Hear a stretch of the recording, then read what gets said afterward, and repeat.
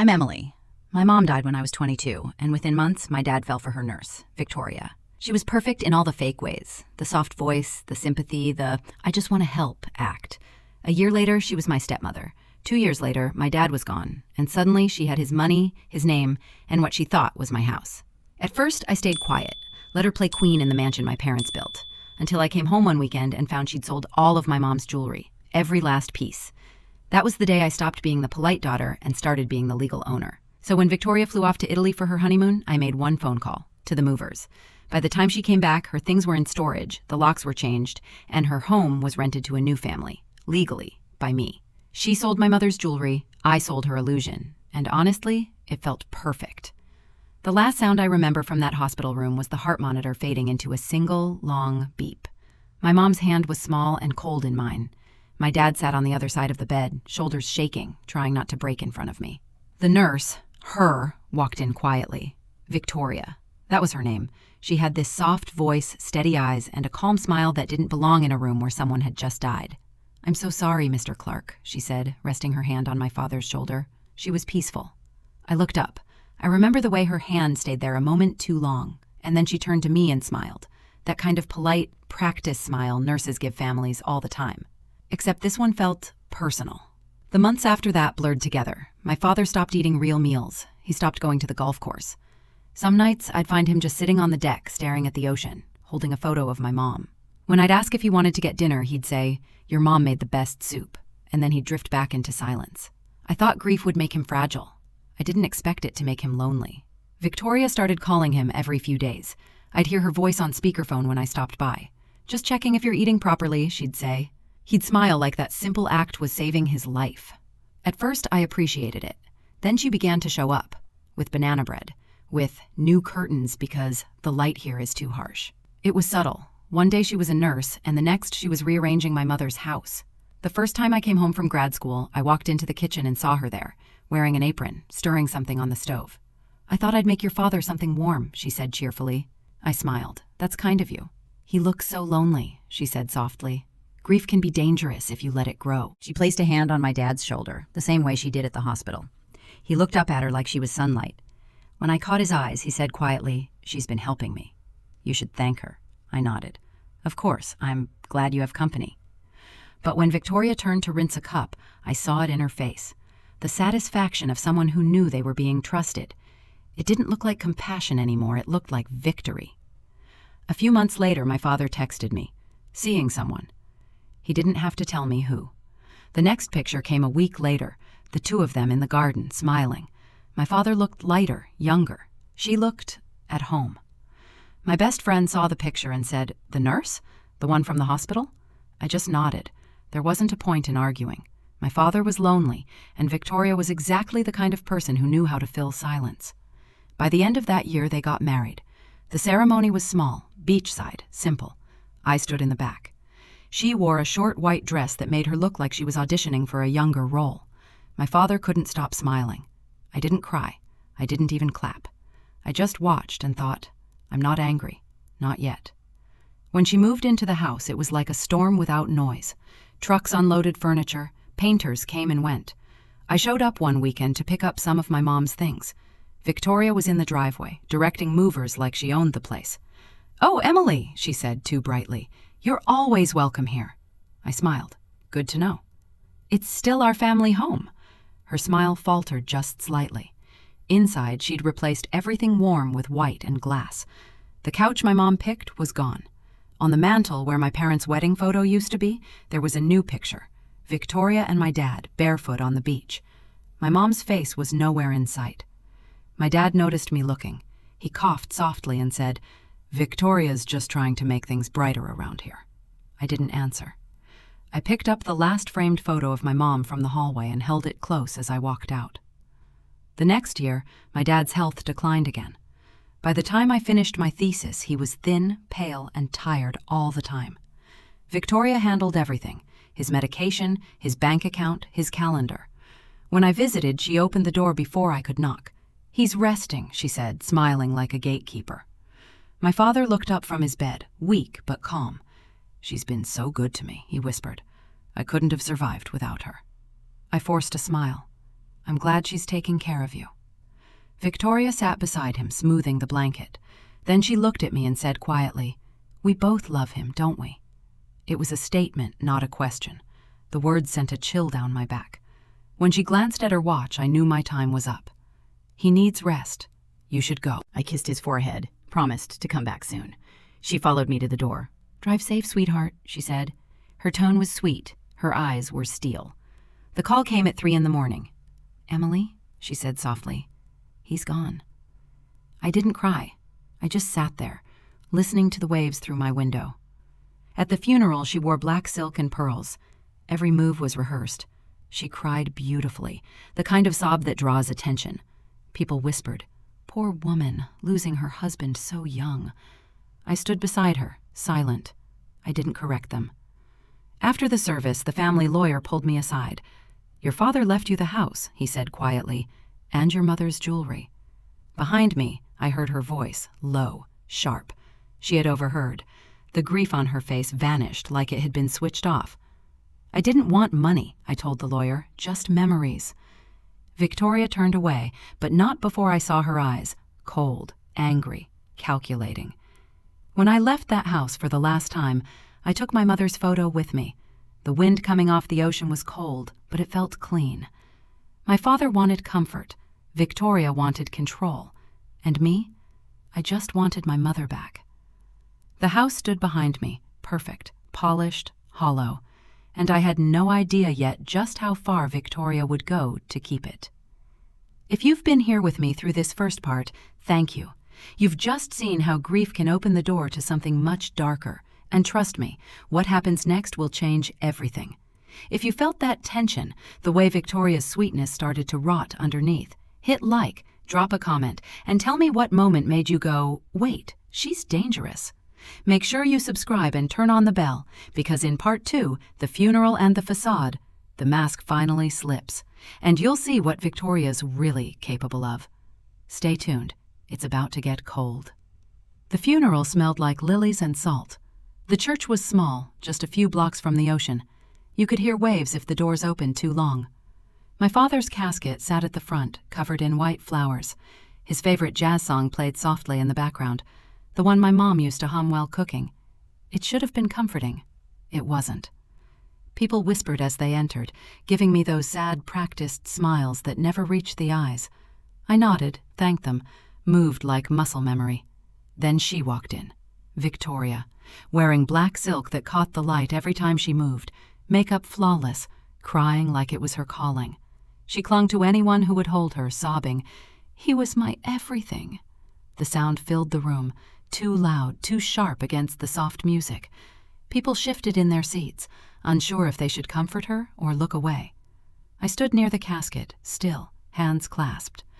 A relative leaned over and whispered, "You're handling this so well." I managed a small smile. One of us has to. When the priest spoke, I watched her dab her eyes, and then, almost without breaking rhythm, glance into a compact mirror to check her lipstick. That was the first time I felt something colder than grief. After the service, the family lawyer found me in a small side room. He looked tired, holding a thick folder. "Your father left clear instructions," he said gently. I nodded, waiting. My hands were around a cup of water, but I wasn't drinking it. "The house stays in your name," he continued, "and your mother's jewelry as part of the estate." Before I could respond, the door opened. Victoria stood there, face still painted with sorrow, but her eyes had lost the softness. "Is something wrong?" she asked, voice steady but cold underneath. The lawyer smiled politely. "Just some routine paperwork." Her gaze flicked from him to me, sharp as a blade. I stood, smoothing my dress. "I'm sure you'll be taken care of too, Victoria." Her lips curled just enough. "I'm sure I will." We didn't blink. We didn't move, but the room felt smaller. The reception afterward felt like a different world. People ate finger sandwiches, laughed too loud, and told the same stories on repeat. Victoria floated through it all like a hostess, not a widow, pouring wine, touching arms, laughing at compliments. "She was his light," someone said behind me. Such devotion. I stared at the glass in my hand. The water didn't move, even though my fingers were shaking. A man asked about the house. Victoria's voice lifted just enough for everyone to hear. "Yes, our home by the ocean," she said. "I'm keeping it exactly the way he wanted." I turned to her. She looked right at me when she said it. I didn't speak. I didn't have to. A small crack echoed. her hand squeezing the wine glass too tight. A line split down the stem. She set it down and smiled through her teeth. "Excuse me," I said quietly, and left the room. In the kitchen, I heard whispers from the next room. "She's beautiful, but don't you think she's moved on fast? The wedding wasn't even 2 years ago." Another voice. "Some people can't stand being alone." I didn't join them. I just rinsed my hands, needing something to do. That's when I saw it, a framed picture on the counter. My father and Victoria laughing on the beach, the same spot where my parents used to sit every Sunday morning. The old photo of my mom was gone. I picked up the frame, turned it toward the wall, and left it that way. When I walked back out, Victoria was talking to a man I'd never met, younger, tall, handsome in a magazine kind of way. Her hand lingered on his sleeve longer than it should have. When she noticed me watching, she smiled and lifted her glass like a toast. I smiled back. It wasn't friendly. It wasn't friendly. Before I left, the lawyer caught me near the front door. "The deed is secure," he said quietly. "Keep the papers safe." I nodded. "I will." Victoria appeared behind me, her perfume arriving before her words. "Discussing business already?" she asked, her tone soft but cutting. "Just responsibilities," I said. "Yes," she replied. "There's so much to manage now. I'm sure I can handle my share." She smiled, not kindly. "Of course, dear. We'll make it our home." I turned to face her fully, keeping my voice even. "We'll see." Her smile froze, but her eyes darkened. When everyone finally left, the house felt too quiet. Just me, her, and the sound of the ocean pressing against the walls. She was in the kitchen, tidying up plates that didn't need tidying. I stepped outside onto the deck. The air smelled like salt and jasmine.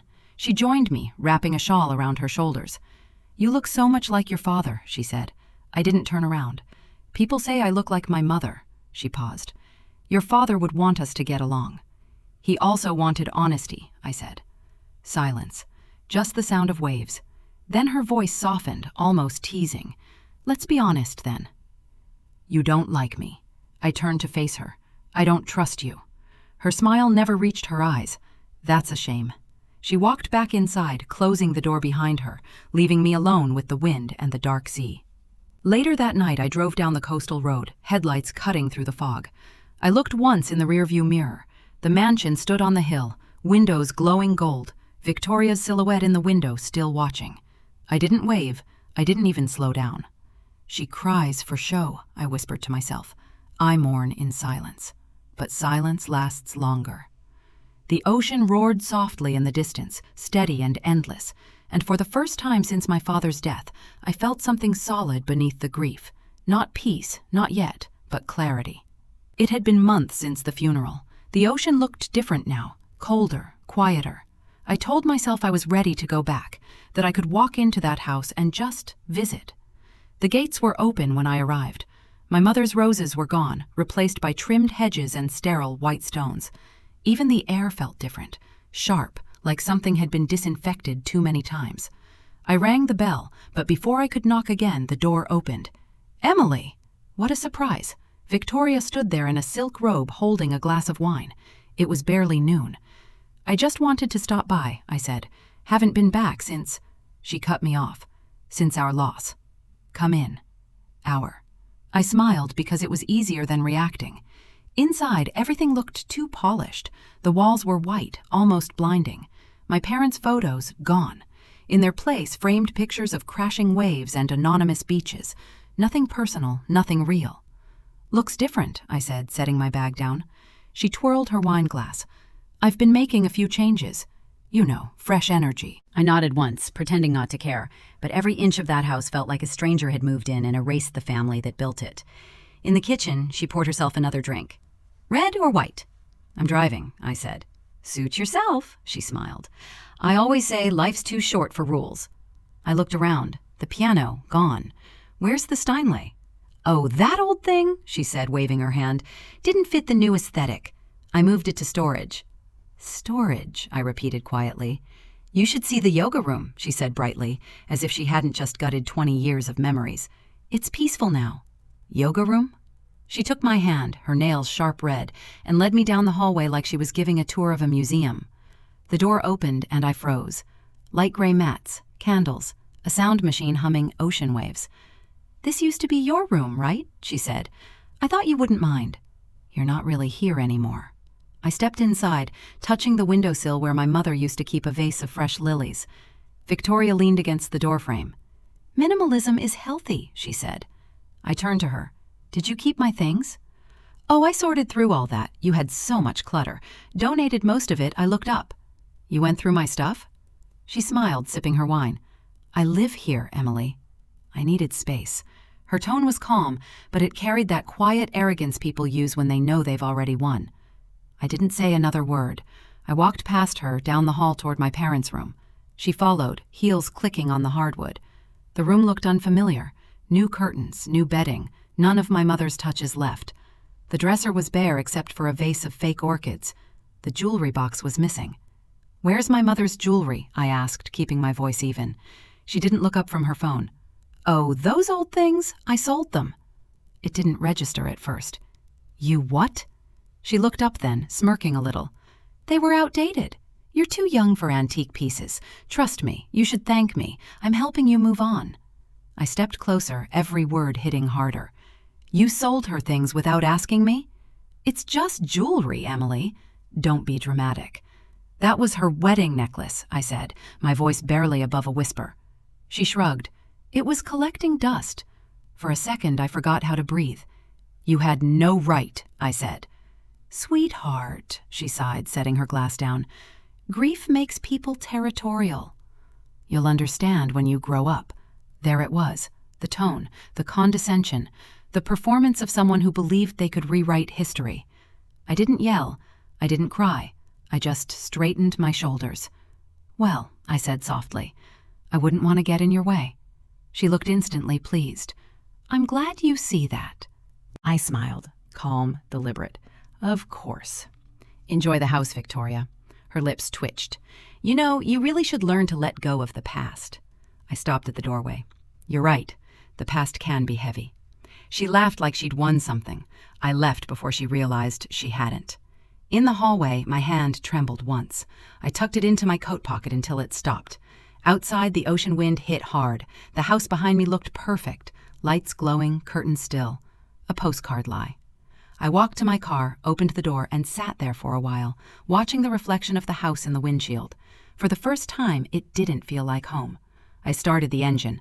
The drive back was quiet, the kind that hums under your skin. The highway lights flickered over my face, gold, then dark, then gold again. My chest tightened, but not from sadness anymore, from something cleaner, sharper. My phone buzzed in the cup holder.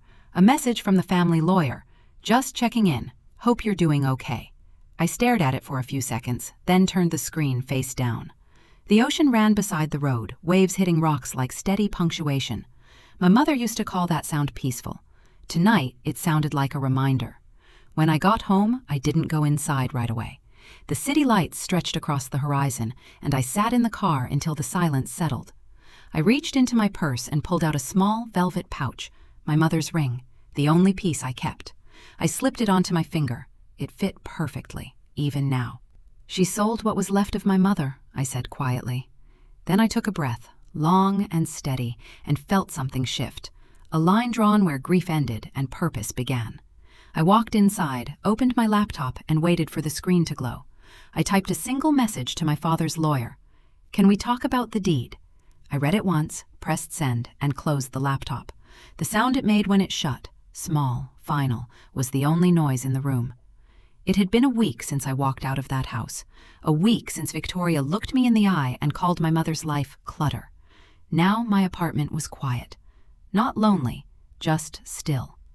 The kind of silence that feels clean after a storm. My laptop sat open on the kitchen table, the cursor blinking against a blank email.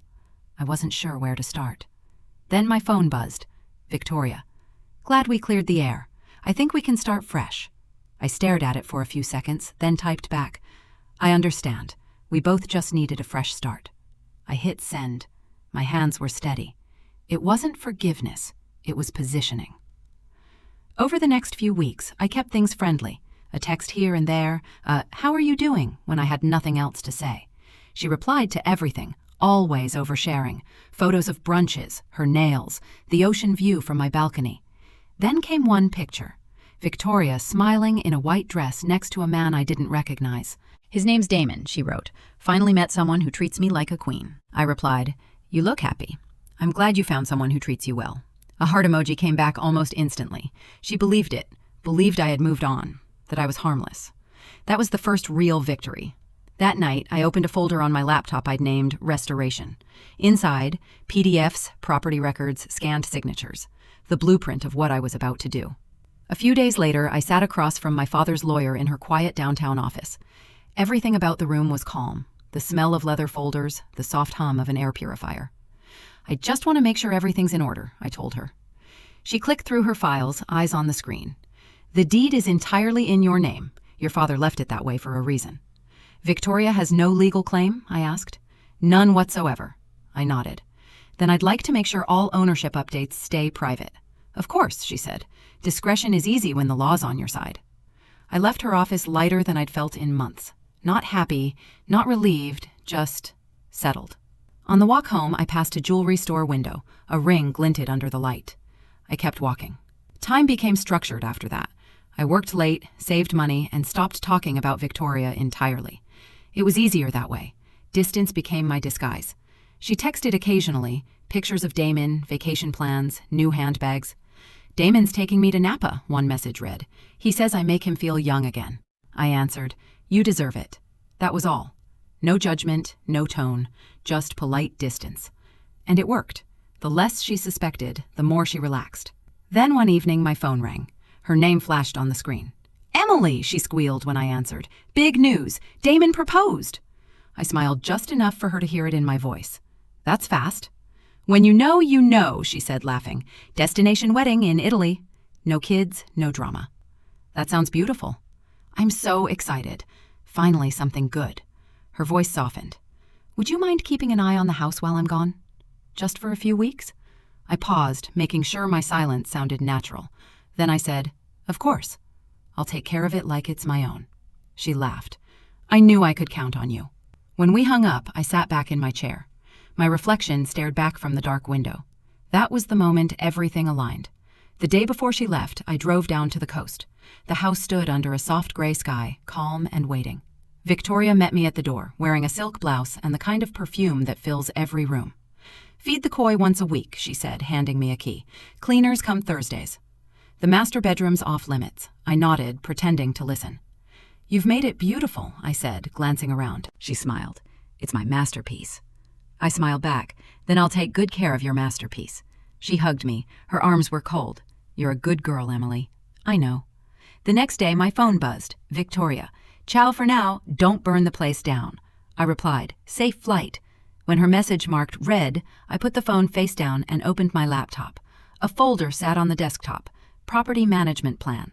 Inside, names of movers, locksmiths, and a cleaning service, all scheduled for the next morning at 8 a.m. No rush, no panic, everything ready. At dawn, the first truck arrived. The sky was pale, the ocean calm. Movers stepped out, waiting for instructions. All items labeled Victoria's go to storage, I said, handing over the list. One of them asked, what about the locks? Change them all. They worked fast. Furniture wrapped, paintings boxed, closets cleared.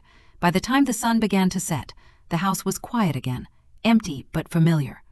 I walked through the hallway, fingertips brushing the walls. For the first time in years, I could smell the sea breeze instead of her perfume. In the master bedroom, I stood by the window and watched the light fade. The silence wasn't sad. It was balance. My phone rang. It was the lawyer. It's done, she said. Deed's been refiled. Confirmed under your name. Thank you. When I hung up, I stood still for a long time, listening to the ocean. The house felt bare now, honest, almost new. I locked the front door, slid the new key into my pocket, and walked to my car. The evening air was cool, and the sky turned gold over the water. For the first time, I didn't feel like someone protecting memories. I felt like someone reclaiming what was already hers. The morning after the movers left, I unlocked the front door and stepped into silence. The air smelled clean again, salt from the ocean, wood polish, something almost like memory. The rooms felt larger without her perfume or her laughter echoing from another room. I stood in the hallway and listened to the quiet. It wasn't empty. It was balanced. I walked through slowly, touching the edge of the banister, the doorframe, the walls that used to carry family photos. The floors creaked the same way they did when I was little. The house was mine now, not because a lawyer said so, but because it finally felt unoccupied by anything false. Sunlight slid across the floorboards. Dust floated in the air. For the first time in years, I could breathe. "Finally quiet," I said. Not a victory line, just relief. A day later, I brought in a restoration team. 4 workers in gray uniforms stood waiting in the living room. "No strong chemicals," I said. "Keep the original flooring. Leave the photo hooks on the walls." They nodded, understanding right away that this wasn't just cleaning. I watched them work through the morning, vacuum hoses humming, windows opening wide, curtains carried out to be washed. Fresh air rolled in from the sea. One of the men found a dusty picture frame under a shelf and held it up. My parents, smiling on their wedding day. The photo glass was cracked. "Do you want this cleaned?" he asked. I nodded. "Yes, please." When the house emptied again that afternoon, it looked different. The light fell softer through the windows, and the air didn't resist me anymore. Later that week, I brought in boxes I'd stored in a warehouse uptown. My mother's paintings, my father's trophies, photo albums still wrapped in brown paper. I unpacked them one by one. Her painting of the ocean went above the fireplace again. His golf trophy, small, worn, returned to its place on the shelf. A cracked vase went on the dining table, still holding the shape of her taste. Piece by piece, the house rebuilt itself. Not new, not restored, just honest. When I finished, I stood in the middle of the living room and whispered, "Welcome home." A call came the next morning, my lawyer. "The deed's officially refiled," she said. "Everything's secure. All documents are in your name. Send me both digital and hard copies," I told her. "Of course," she said, then paused. "You handled this gracefully, Emily." "It wasn't about grace," I said. "It was about accuracy." I hung up and looked around the room. For the first time, there was nothing left to fix. The next step was business. I met with a property agent in downtown Los Angeles. Her office overlooked the skyline, glass towers, traffic like veins of light below. "Fully furnished coastal property," I said. "Minimum 1-year lease, corporate client preferred." She scrolled through photos on her tablet, nodding. "You'll get offers fast. It's a rare location." "Good," I said. "Keep it professional. No emotional buyers." She smiled.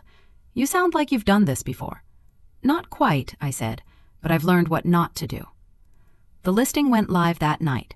Photos of the house, sunlight through clean windows, polished wood floors, ocean behind glass. Within 10 days, the agent called. "I've got a tenant. Executive family, clean background, solid contract." "Monthly rate?" I asked. $12,000. 1-year lease, $24,000 up front. "Send the papers," I said. When she arrived with the contract, I signed it with my father's old fountain pen. "If anyone named Victoria claims ownership," I told her, "give them my lawyer's card." She blinked, unsure what I meant. I smiled politely. "Just procedure." That night, I sat in my apartment and opened my bank app. Deposit received, $24,000. No smile, no rush of pride, just the quiet satisfaction of a puzzle completed. I transferred a portion to a new account and labeled it Marianne Clark Art Scholarship. My mother's name, her memory restored in a line of numbers. Then I closed the laptop. Before the new tenants moved in, I visited the house one last time. The walls held photos again, my parents' anniversary, childhood summers, the kind of images that kept warmth alive without noise. The room smelled like lavender and sea salt, my mother's scent. The new family arrived that afternoon. Kind people, polite. "It's beautiful," the wife said, stepping inside. "Take care of it," I told her. "It holds good memories." I handed her a card. "If anyone comes claiming they own this place, call this number first." She frowned slightly. "Is something wrong?" "Nothing at all," I said with a calm smile. "Just history." When they closed the door behind me, I stood on the porch for a moment. The sound of the waves reached up from below the cliff. It felt like approval. That night, I made tea and sat by the window in my apartment, the city lights stretching across the skyline. My lawyer called again. "Everything's finalized," she said. "You've done it." I looked out at the lights. "No," I said quietly. "I just finished what she started." A pause. "But I did it legally." She laughed softly before hanging up. I opened a drawer at my desk and took out a photo of my mother, her smile wide and effortless. I set it beside my cup. My phone buzzed again, this time with a calendar reminder. House lease, confirmed. Scholarship fund, active. I leaned back, breathing slowly. The light from the screen reflected in the glass frame of my mother's picture. It wasn't revenge. It was repair. Quiet. Exact. Permanent. I whispered. Revenge isn't rage. It's order. The ocean hummed faintly through the open window, steady and endless, like something finally at peace. 2 weeks passed before I heard from the rental agent. Her email was short.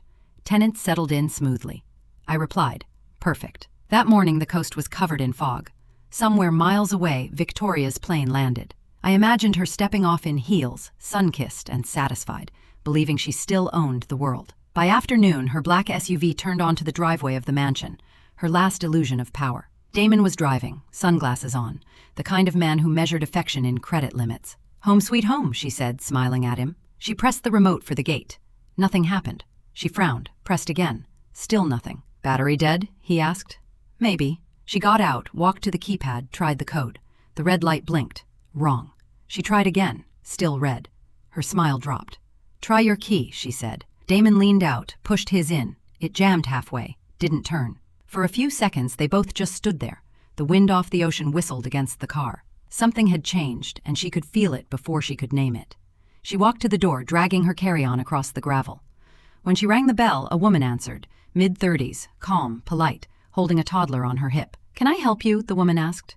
Yes, Victoria said, forcing a laugh. This is my house. I live here. The woman blinked. I think you're mistaken. We moved in last week. We're renting from the owner. I am the owner, Victoria snapped. The woman turned her phone around.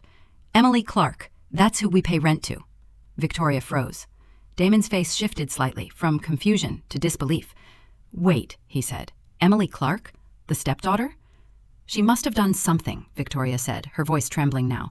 It's a scam. She can't... The woman cut her off with a polite nod. You should call your lawyer. Then she closed the door. The latch clicked like a period at the end of a sentence. I was in my apartment when my phone rang.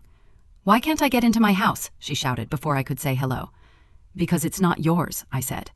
There was a pause. I could hear the ocean through her speaker. Same sound that used to calm me, now echoing behind her panic. You can't do this, she yelled. It's illegal. It's very legal, I said evenly. You think you can steal what's mine? You sold what was mine, I said. Now we're even. Her breathing grew faster. I'm calling the police. You should, I said. The tenants might beat you to it. I hung up. 20 minutes later, 2 officers arrived. They found her pacing by the gate, hair wild, mascara streaked from the humid air. This woman is trespassing on my property, she said, pointing toward the house. The tenant stayed behind the curtains, whispering. One officer asked, Do you have proof of ownership, ma'am? She handed him her marriage certificate. My husband left this house to me. He scanned it, unimpressed. Do you have the current deed? I don't have it here, but... He pulled up the property record on his tablet, reading quietly. This house is owned by Emily Clark. Title registered a year ago. Damon's jaw clenched. You told me this was your place. It was, she said, voice breaking. It was mine. The officer looked up. Ma'am, I'm going to have to ask you to leave the premises. Then my phone rang again, the same officer on the line. She's refusing to leave. Can you confirm ownership? Of course, I said. Emily Clark, check your screen. He did. Confirmed, thank you. I stayed silent as he turned back to her.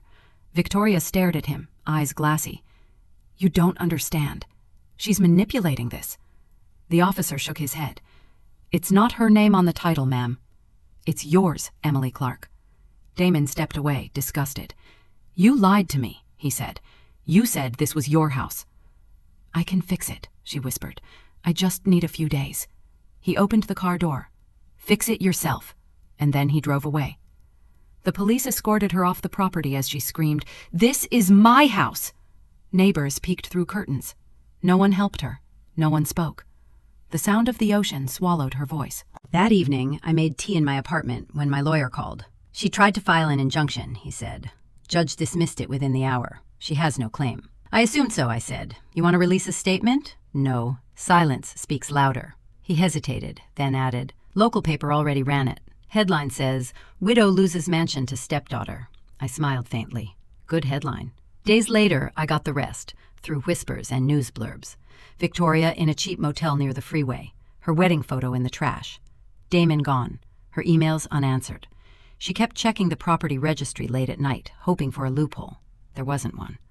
She scrolled down the page until she saw the name, Owner, Emily Clark. Her hands shook. Then she closed her laptop and disappeared. That night, I sat by my window. The city hummed below. My phone buzzed. A message from my lawyer. All accounts settled. Case closed. I set the phone beside my candle and exhaled slowly. I didn't feel triumph, just completion. The air outside smelled faintly of sea salt, like the house. I picked up the new set of keys and turned them once in my hand. Metal against skin. Proof that everything that mattered was finally back where it belonged. She thought she was walking back into comfort, I said softly. She walked into consequence. The phone buzzed again, rent confirmation. I nodded once, then turned off the light. She screamed for ownership, I whispered. I answered with paperwork. The sound of the ocean carried through the open window, steady, low, endless, and for the first time in years, it sounded peaceful again. If you were Emily, what would you do after getting everything back? Stay silent, or confront Victoria one last time? Leave a comment, share your thoughts, and don't forget to like and subscribe to see the next part, where Emily turns revenge into the power to rebuild her life. It's been months since everything ended. No more late-night calls from lawyers. No more tension whenever I checked my email. My mornings are quiet now. I make coffee, play old jazz, open the blinds, and breathe. The world feels balanced again. The rent from the mansion covers more than I need, but I don't waste it. Instead, I open something new, Clark Restoration and Design. It's a small studio tucked between a bookstore and a plant shop in downtown LA. The air smells like varnish and old canvas. I restore paintings, sculptures, heirlooms, the kind of work that demands patience and precision. One of my first clients, an older man in a linen suit, watches as I brush fresh color across a faded landscape. "You don't just fix things," he says softly. "You make them breathe again." I smile. That's the goal. He doesn't know it, but he's describing exactly what I'm doing with my life. A few weeks later, I meet Daniel for lunch at a cafe near the studio. He's been my friend for years, calm, witty, nothing like the chaos I once lived through. When I arrive, he's already there, stirring sugar into his coffee. "You look settled," he says. "I am," I tell him. "Finally." He leans back, grinning. "You're the only person I know who made revenge profitable." I laugh, shaking my head. It wasn't revenge. It was asset management. He raises an eyebrow. "That's one way to describe it." "She wasted what was valuable," I say, stirring my drink. "I just learned to protect it." Daniel lifts his cup. "Just smart investments." We clink our mugs. For the first time in a long while, I talk about everything without feeling bitter. It's just part of my history now, not a wound. That night, I sit at my desk with my laptop open. My inbox pings. An email from the storage company. Subject: unclaimed items. Auction scheduled. I click through the photos. Her designer furniture, her handbags, paintings she never understood. The life she built on pretending. I forward the message to my lawyer with a single note. Approve auction. Split proceeds 50-50. Half to ovarian cancer research. He replies almost immediately. Done. Clean closure.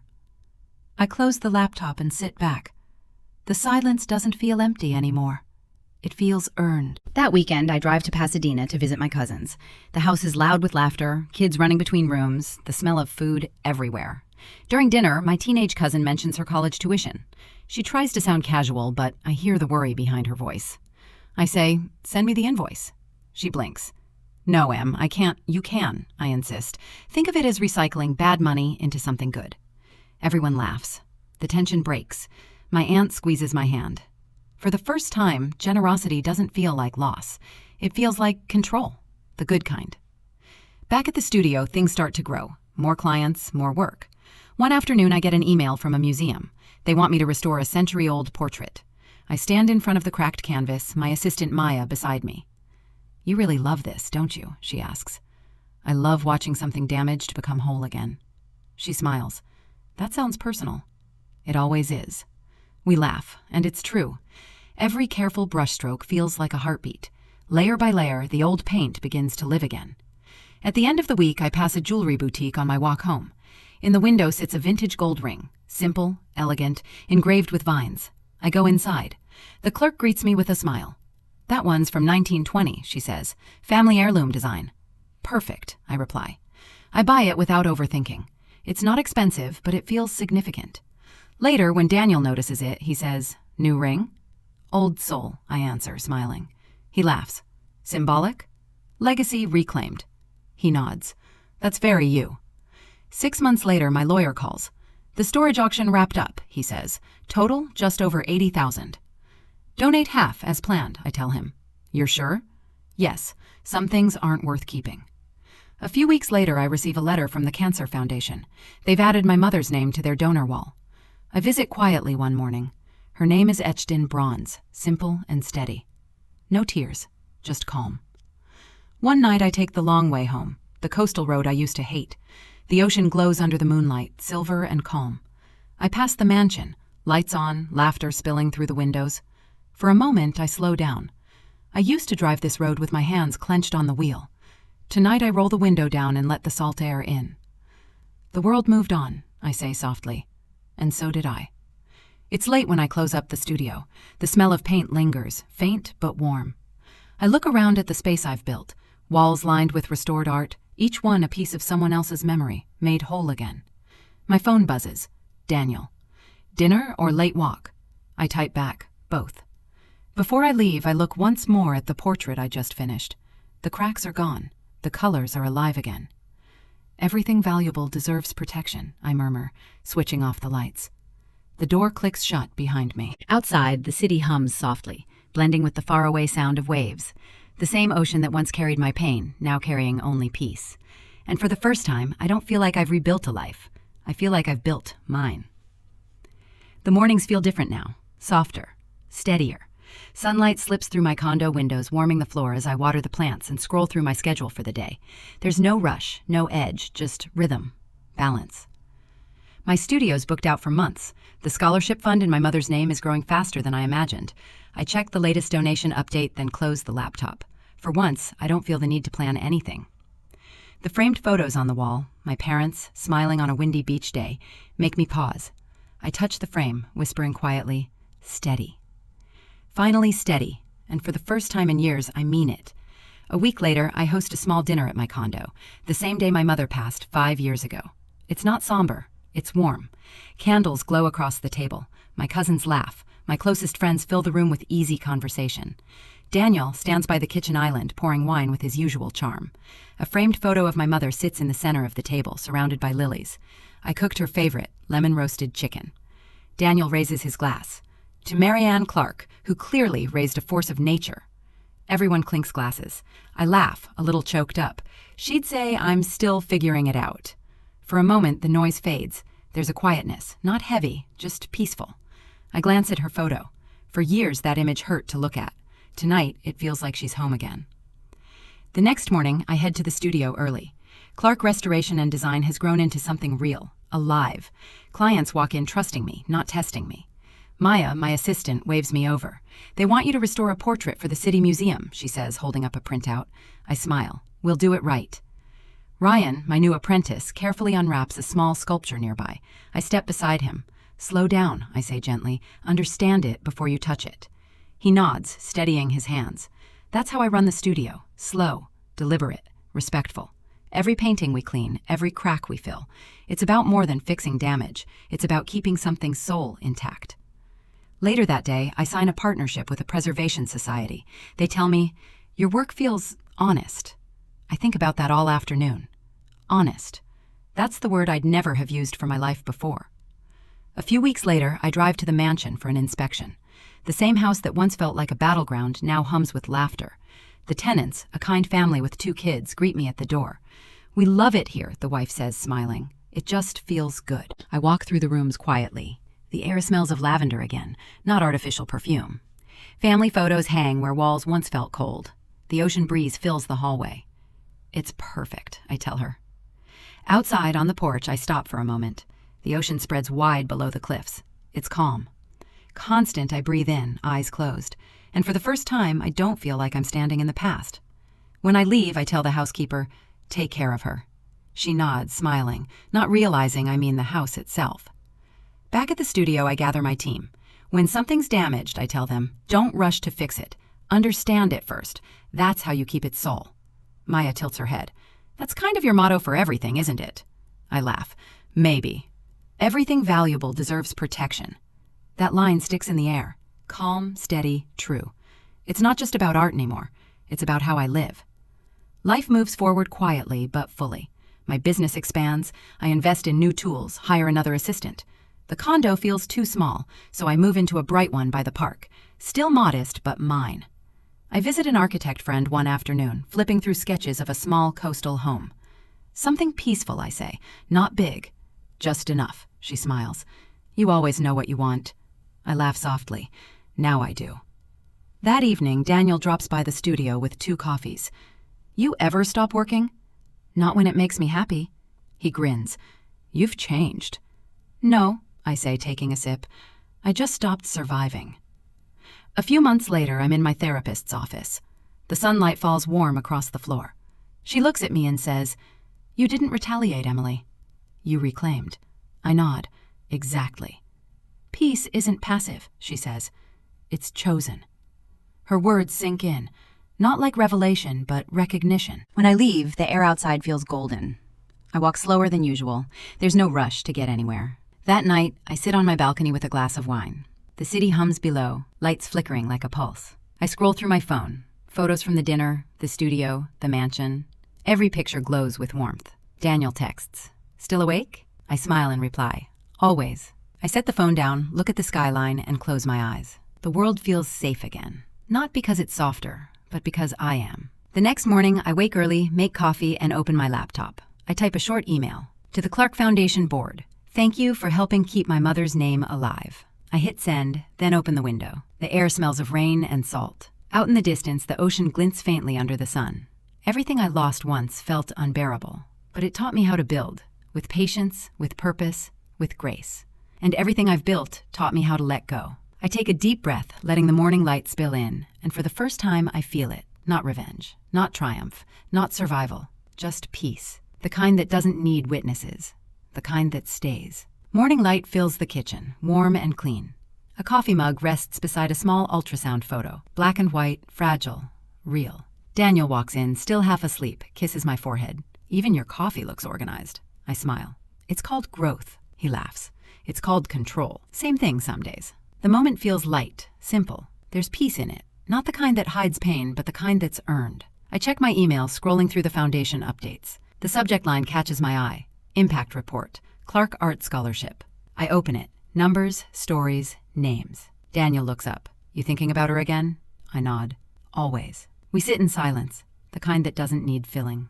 A few days later, I drive the coastal road again, the one I used to avoid. The cliffs seem softer now, the air brighter. When I reach the mansion, I park at the edge of the driveway. It looks beautiful. White walls, clean garden, laughter echoing faintly from inside. The family renting it waves when they see me. I wave back. I don't go in. I just walk around the garden my mother designed. Lavender, roses, seagrass swaying with the breeze. The smell hits me, the same scent that used to drift through my childhood. I stop near a stone where I buried a seashell when I was 6. The ground feels the same. I took care of it, Mom, I whisper. The wind rises, brushing my hair across my face. For a moment, it feels like she's there. On my way back to the car, my phone rings. The Clark Foundation director. Emily, you'll want to hear this. The scholarship just saved 3 students from dropping out. I stop walking. 3? All women. One of them studying restoration. A soft laugh escapes me. That's perfect. And we're naming the new fund expansion after your mother. My throat tightens. She'd love that. Minutes later, another call. My lawyer. We've got an offer on the property. $3.1 million. I rest against the car. Take it. You sure? You could keep leasing. No. It's time. He pauses. All right. I look back at the mansion, calm. That house gave me closure. Now it can give someone else hope. The next morning, I walk through it one last time. The rooms are empty again. My footsteps echo against polished floors. I open the windows. The ocean air sweeps in, soft and salt-sweet. It's yours now, I whisper. I'm not sure if I mean the house or my own life. I place a single white lily on the windowsill and walk out without looking back. Later that week, I sign the sale papers. The pen feels heavy, final, but right. Half of the money goes straight to the Ovarian Cancer Foundation. I write the note by hand. In memory of Mary Ann Clark, may her strength live on through art. The sound of the envelope sealing feels like an exhale. That night, I stand on my balcony, city lights blinking below. Daniel hands me a mug of cocoa. "So, the house?" he asks. "Gone," I say, in the best way. He smiles. "You did it." "Did what?" "You turned pain into something that helps people." I look toward the skyline. That's the only way to make peace last. The wind hums around us, quiet, constant. A memory surfaces. My mother's voice, soft, from years ago. "Always protect what's yours." Not out of fear, but love. I close my eyes. I did. Back inside, I check my email one more time. Donation received. Thank you for your impact. I set my coffee down, watching the city lights flicker like waves in the distance. "She sold my mother's jewelry," I say softly. "I sold her illusion." And that's how I made peace, not by revenge, but by ownership. The room stays still, warm, alive. Fade out, city lights melting into ocean sound. If this story moved you, leave a comment. Tell me what part hit hardest. Like, subscribe, and share your thoughts.